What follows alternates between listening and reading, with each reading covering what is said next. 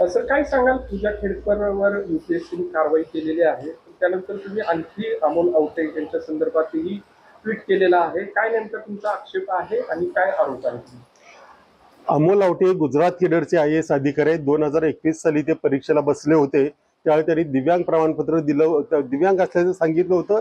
तसंच ते मिलिटरीतून रिटायर झाल्यामुळे त्यांना 5 वर्षाचं रिलॅक्सेशन मिळालं होतं वयामध्ये आणि इंज्युअर्ड असल्यामुळे आणखी 5 वर्षाचं मिळालं.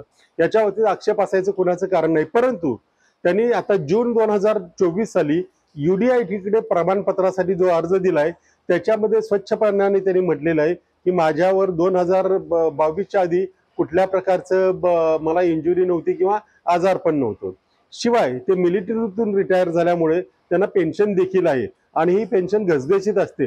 असं असतानाही त्यांनी आपलं वार्षिक उत्पन्न 1 ते 5 लाखाच्या आत लिहून दिलेलं आहे. खरं खोटं यंत्रणांनी तपासायचंय, परंतु ही माहिती दिशाभूल करणारी काहीतरी माहिती लपवण्याचा प्रयत्न झालाय हे उघड दिसतंय. त्यामुळे त्याची चौकशी झाली पाहिजे. शिवाय आता UPSCने जी कारवाई चालू केलेली आहे त्यांना ठीक आहे, त्यांना सस्पेंड केलं, बडतर्फ केली पर्यंत ठीक आहे, परंतु ही जी पोलीस कारवाई आहे ही आणखी सखोल झाली पाहिजे. पूजा खेडकर या एकट्या नाहीत बनावट कागदपत्र देणाऱ्या.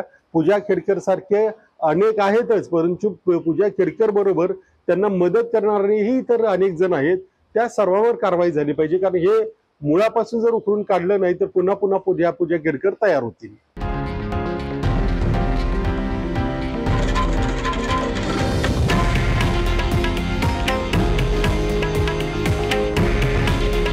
हे आहे देशातील नंबर 1 न्यूज नेटवर्क आणि आपण पाहत आहात TV9 मराठी.